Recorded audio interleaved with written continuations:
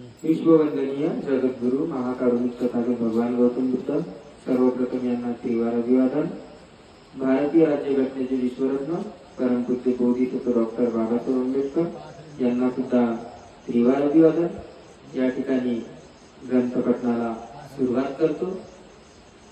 तर या ठिकाणी आपण काल पाहिले किंवा मनुष्याने सदैव प्रयत्नशील राहायला पाहिजे। कोणत्याही कार्यामध्ये कोणत्याही कर्तव्यामध्ये त्याच्या कर्मानुसार त्यांनी प्रयत्नशील राहायला पाहिजे। मग आता स्वाभाविक अग्नी आणि नरकीय अग्नी ही प्रकरण आता आपलं चालू आहे। ही प्रकरण आपण आज पाहणार आहोत। या ठिकाणी राजा म्हणते तुम्ही लोक सांगत असता की स्वाभाविक अग्नीपेक्षा नरकाचा अग्नी अखीर म्हणजे अधिक प्रखर आहे म्हणतात। काय म्हणतात राजा? काय म्हणतेजींना किंवा तुम्ही लोक सांगता किंवा स्वाभाविक अग्नी जे काही स्वाभाविक अग्नी आहे जो काही स्वभाव आहे त्या स्वाभाविक अग्नीपेक्षाही नरकीय अग्नी नरकाचा अग्नी अखीर प्रखर आहे म्हणतात। म्हणजे ते थोडं अखीर आहे म्हणजे आतमधलं आहे, डीप मधलं आहे म्हणतात, थोडं प्रखर आहे म्हणतात। स्वाभाविक अग्नीमध्ये एखादा लहान दगड टाकला असता तो दिवसभर फुकल्या जाऊन देखील नष्ट होणार नाही। काय म्हणतात या ठिकाणी? किंवा एखादी प्रखर अग्नी आहे आणि स्वाभाविक अग्नी आहे म्हणतात, तर त्याच्यामध्ये एखादा लहान दगड टाकला, समजा लहान दगड आपण त्या अग्नीमध्ये टाकला म्हणतात, तर तो दिवसभर फुकल्या जाऊन देखील नष्ट होणार नाही। म्हणजे समजा आता आपण जाव पेटवला, समजा जाव पेटवला त्याच्यात अग्नी जर असली तर तो होणार आहे आणि त्याच्यात आर असला तर तो नाही जळणार आहे ना। या ठिकाणी मग तसे हे उदाहरण दिलेलं आहे किंवा तो नष्ट होणार नाही।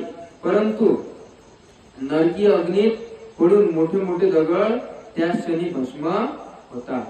म्हणजे नरकाची जी अग्नी सांगितलेली आहे म्हणतात ते खूप मोठी भयंकर असते, खूप मोठी खतरनाक असते आणि त्याच्यामध्ये तो लगेच काही क्षणामध्येच तो भस्म होऊन जाईल म्हणतात। नाही तर मग तसा दिवसभरही जर टाकला म्हणतात त्याच्यात काहीच नाही होणार, नाही तर म्हणजे या ठिकाणी ती मोठी जी अग्नी असते त्याच्यामध्ये भस्म होणार आहे म्हणतात।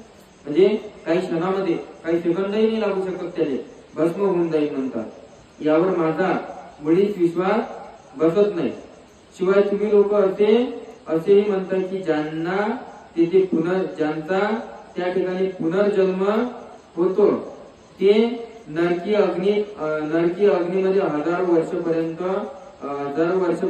फक्त राहून देखील नाश पावत नाही। काय म्हणतात ते? किंवा आता या गोष्टीवर राजे म्हणतात किंवा या गोष्टीवर माझा विश्वास बसत नाही, या गोष्टीवर माझा विश्वास बसत नाही।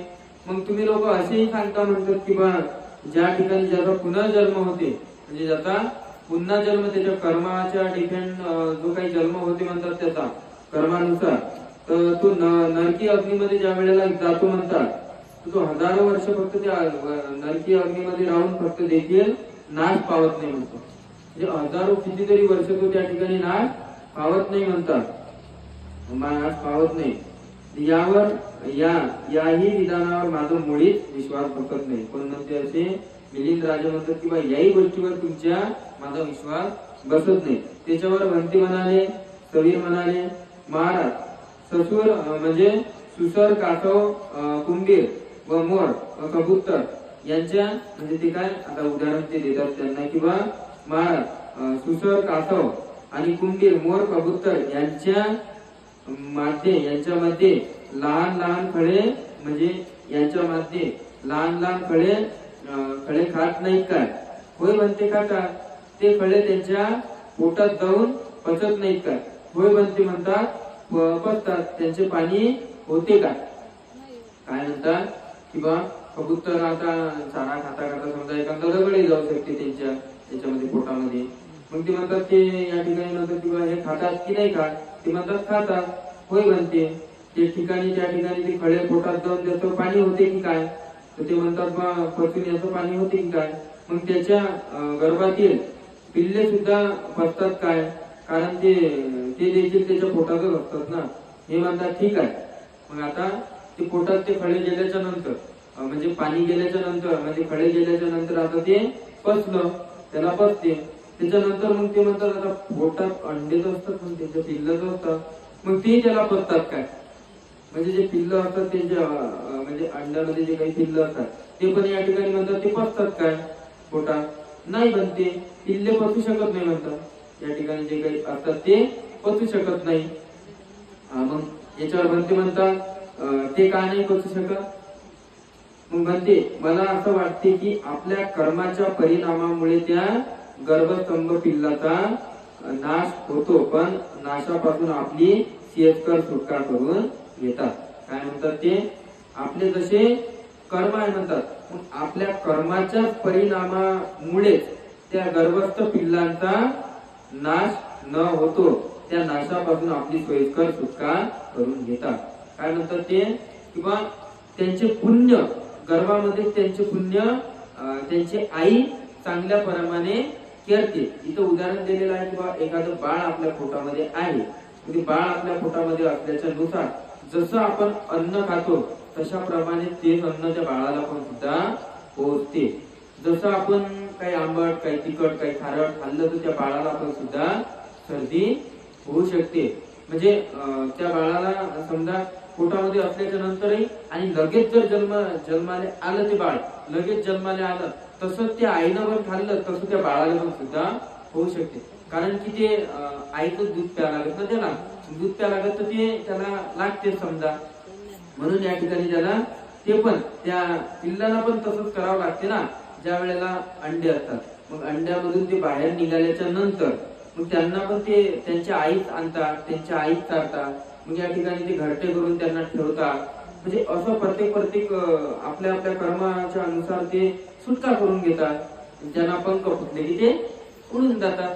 त्यांना समजतही नाही मग आपली आई कोणती, आपला बाप कोणता. त्यांना कुठपर्यंत त्यांची देखभाल कुठपर्यंत करतात ते फक्त आणि फक्त पंख फुटेल. एक वेळा त्यांना पंख फुटले की ते बिचारे निघून जातात. आपली जे काही स्वतःची उपजीविका आहे ते स्वतःच करतात. जे काही आपली उपजीविका आहे स्वतःची स्वतःच करतात. ते कधी कोणाचा सहारा पण सुद्धा घेत नाही. नंतर ते आईचाही सहारा घेत नाही आणि बाबाचाही सहारा घेत नाही. म्हणून या ठिकाणी ते कशामुळे सुटका करतात? म्हणजे त्यांचा नाश होऊ शकत नाही. त्यांच्या कर्मानुसार ते सोयीस्कर सुटका करून घेतात. महाराज याचप्रमाणे त्यांचे जे काही कर्मफळ आहे, कर्मफळ तसे असल्या कारणाने नरकीय अग्नीत उत्पन्न होणारे जीव तेथे हजारो वर्षपर्यंत फक्त राहतात. काय म्हणतात ते या ठिकाणी महाराज? याचप्रमाणे म्हणतात आपले जे काही वाईट कर्म फळ असतात म्हणतात, जे काही आपण वाईट कर्म फळ करत आहोत, आपल्याला माहितही आहे आपण वाईट करत आहोत, तरी पण सुद्धा आपल्याला माहिती असल्याच्या नंतरही आपण करतच असू त्या कर्मावर आपण काहीच रस्ताही नाही काढू, मार्गही नाही काढू. आपल्याला माहिती आहे किंवा आपण हे काम चांगलं नाही करत आहोत तरी पण सुद्धा तेच काम आपण करत आहोत. तर त्या वेळेला खरोखर या ठिकाणी सांगितलेलं आहे उदाहरण की तो खरोखर त्या वेळेला नरकीय अग्नीमध्ये उत्पन्न होतो. नरकीय अग्नीमध्ये उत्पन्न झाल्याच्या नंतर त्याचा जन्म त्याला हजारो वर्ष खरोखर या ठिकाणी सांगितले जाते की हजारो वर्षपर्यंत त्याला पकतच राहावं लागतं. म्हणजे 1000 वर्ष त्याला त्या अग्नीतच जळत राहावं लागतं. कशामुळे? कर्मामुळे. जर कसे कर्म समजल्याच्या नंतरही मानव तेच कर्म करत असेल त्यावेळेला बुद्धांनी या ठिकाणी उदाहरण दिलेलं आहे.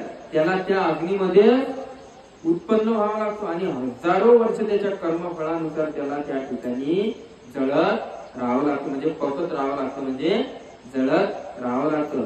परंतु नाश कधी तो पावत नाही, कारण की त्याचे कर्म वाईट असतात ना.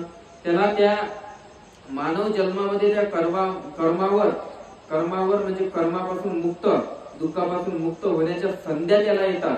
पण तरी सुद्धा तो संधीचा लाभ घेत नसेल तर मग या ठिकाणी त्याला ते तसंच त्या अग्नीमध्ये पकत राहावं लागणार आहे. तेथे कधीच तो मरण पाहू शकत नाही आणि या ठिकाणी कधीच तो तेथेच त्याचा पुनर्जन्म होतो. पुन्हा तेथेच डबल तिथं, म्हणजे त्याच्या कर्माला घेऊन त्याचा पुनर्जन्म त्या अग्नीतच होतो. कशाचा? कर्माचा पुनर्जन्म तेथेच होतो. त्याची वाढ पण तेथेच होतो, त्याचा मृत्यू पण तशीच होतो. म्हणजे तो वाढती तशीच. हे बाबा म्हणजे तो जरी त्याचे दिवस जरी भरले तरी पण त्याला तिथंच जन्म घ्यावा लागतो आणि तिथंच मरण पाहावं. डबल तिथंच जन्म घ्यावा लागतो, डबल म्हणजे 1000 वर्ष त्याला तसंच करावं लागतं. 1000 वर्ष कशा याचं जे काही पुण्य पाप कर्म हे जे काही करत आहोत आपण याचं कधी भिक्ते म्हणतात, 1000 जन्म घेतल्याच्या नंतर त्याचं भिक्ते म्हणतात. 1000 जन्म नाही तर 1000 जन्म त्याला ते करत राहावं लागतं, घडत राहावं लागतं. म्हणून छोट्या छोट्या गोष्टी असतात, छोट्या छोट्या उदाहरणं असतात किंवा आपल्याला जर माहिती आहे किंवा हे पाप कर्म आहे, या पाप कर्मापासून आपण आज नाही उद्या नाही परवा तरी आपण सुटका करून घ्यायला पाहिजे. जर असे दिवस आपल्याला आपल्या जीवनामध्ये आणायचे नसतील तर म्हणत आहोत असे जन्म म्हणजे हजारो जन्म जर आपल्याला याच्यामध्ये अग्नीमध्ये जर नसतील घ्यायचे तर आपण कोणतं आपल्याला समजते किंवा हे वाईट काम आहे, ते वाईट कामापासून आपण पहिले अलिप्त झालो पाहिजे, नाही तर अलिप्त होण्याचा प्रयत्न तरी आपण केला पाहिजे. भगवान बुद्धांनी सुद्धा म्हटले, भगवंतांनी पण सुद्धा सांगितले आहे की जोपर्यंत त्याचे पाप कर्म संपत नाही तोपर्यंत त्याची त्यातून सुटका होऊ शकत नाही. भगवान काय म्हणतात, तथागत